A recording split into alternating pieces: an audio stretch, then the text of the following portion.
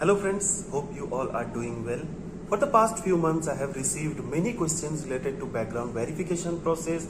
So in this video I have decided that I will make a separate video which will cover five most commonly asked questions related to background verification process. So if you feel that your concern or question related to background verification process or what are the things you need to do during background verification, please reach out to me over the mail. I will share my mail ID in the description, and also I will recommend you all to watch my video on background verification process where I have covered everything in detail regarding the background verification process. I will share the link in the description for that video also. So let's start.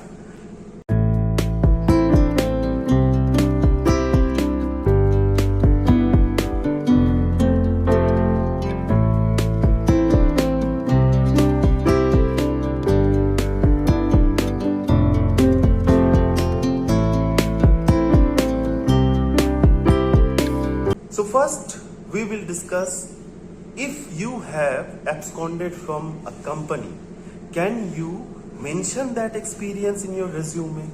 So my answer will be no. Please do not mention that experience. Why? Because if you have joined a company, you receive offer letter, appointment letter and other documents. But there are some policies and guidelines that you need to follow when you are working in a particular company. Now, if you have left any company without informing them, if you have left any company without giving them to get a replacement who will do the work which was done by you, you left them and you did not serve the notice period, which is the most important policy of a company. So in that case, the company has total right to take action against you.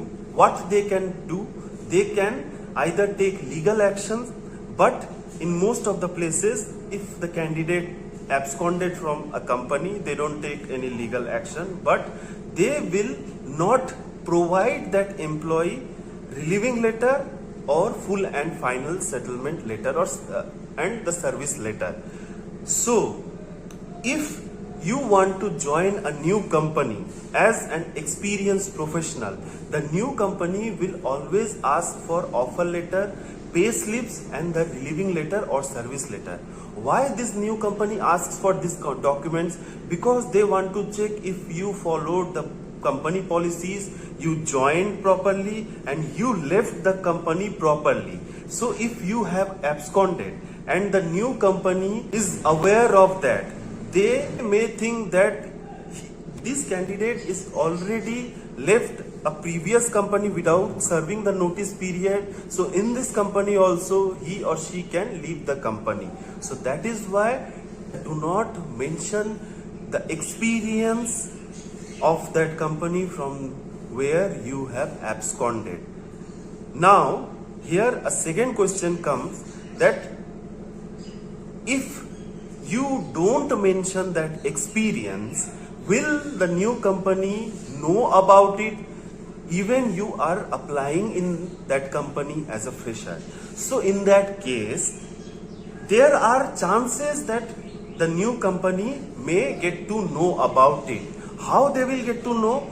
They will get to know from your PAN card details or from your PF account.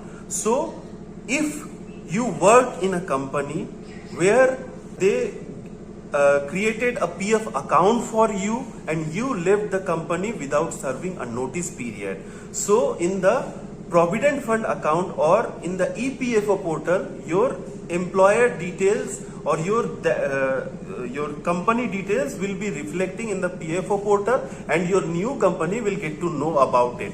And then they will ask you that you have mentioned here that you are applying as a fresher but you have a work experience. So please provide those documents. What are those documents? Offer letter, relieving letter. But as you have absconded from that company, you don't have the relieving letter. In that case, your new company may reject your application, or due to the background verification process, they get to know about your previous experience, but you did not mention about that. You lied to them, so your background verification report will be negative and your offer letter will be revoked.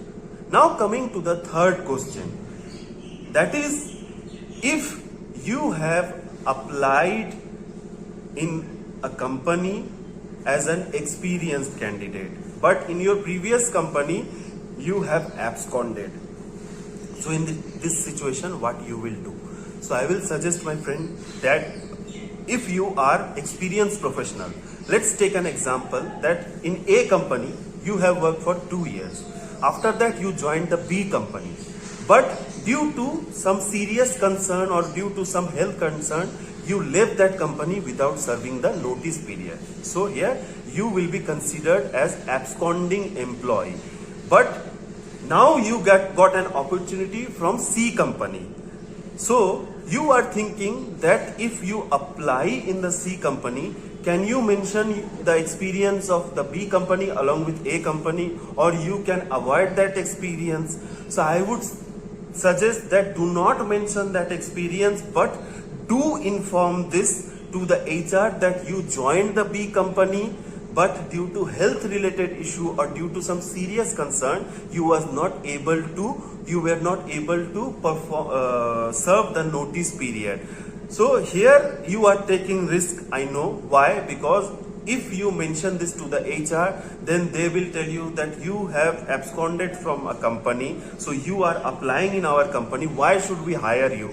So in this situation, you need to convince the HR that, ma'am or sir, in A company I have served the notice period, I have followed all the company's policy, but due to health related issues or due to some serious concern, I was not able to serve the notice period in B company. So if you give me the opportunity, I will definitely work here with all my integrity and I will follow all the company policy, and I am ready to sign any kind of bond or agreement if required. So by telling this, you may convince the HR to hire you. So that is why I am telling you that you can follow this suggestion if you are experienced professional, and there are some chances that if in a C company or in a new company there are multiple requirements or they have very less amount of resources and they need people, they will consider that and you may get hired in that new company.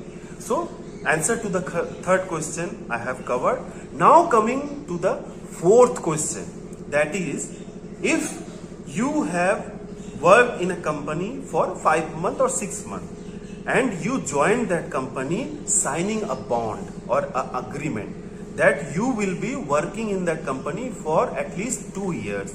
So but recently you got an opportunity from another company with good package, with good designation. Now you are thinking that if I leave that company or if I resign from that company, I have to pay the bond amount or I have to pay the entire amount mentioned in the offer letter which was signed by me in the agreement. So what should I do?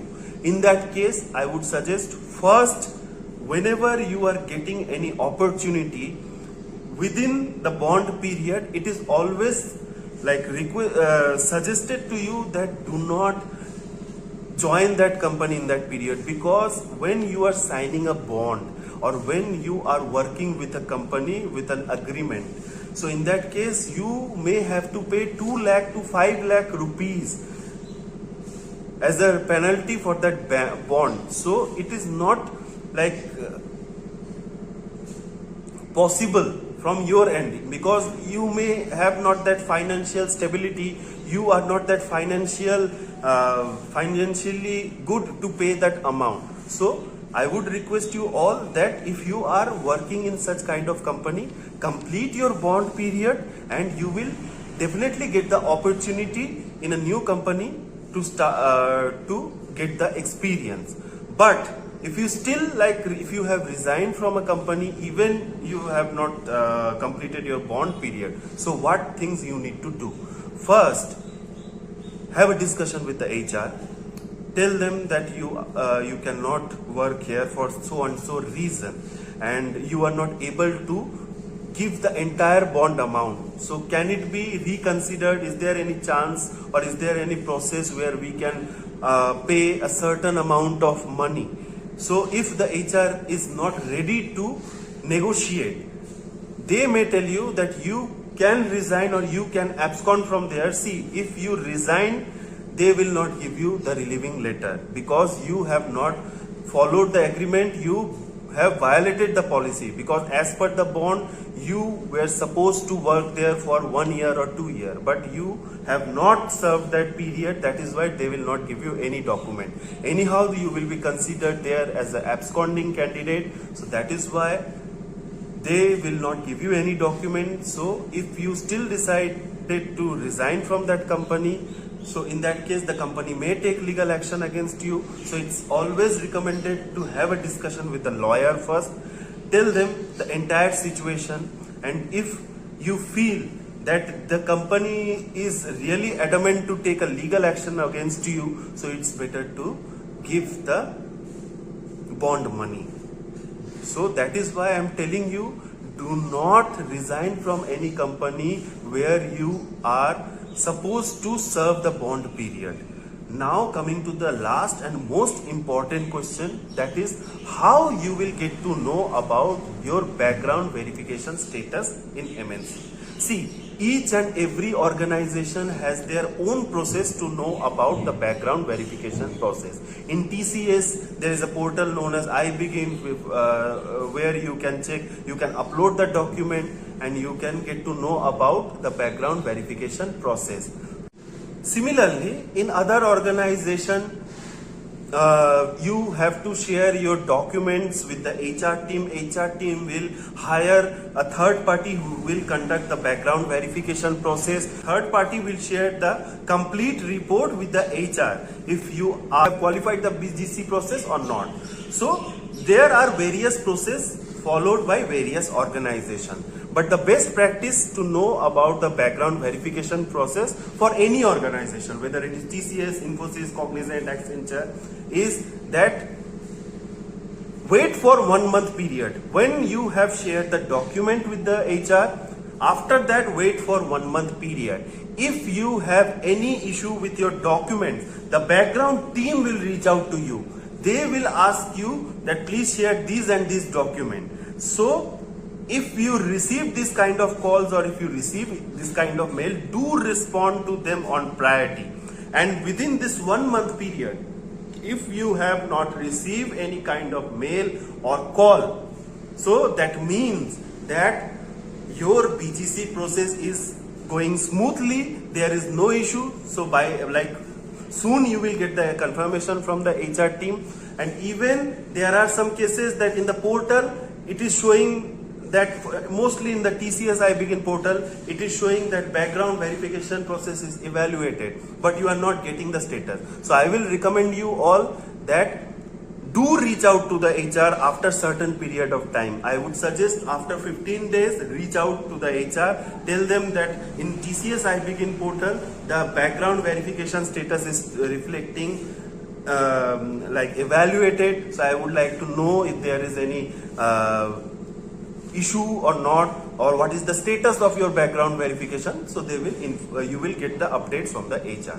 So that was all from my end related to background verification process. Still, if you feel that your question is not covered here, do reach out to me. I will respond to you, and if I feel your question or concern need to be addressed to the on priority, so I will make a separate video on that. Have a very nice rest of the day to you all.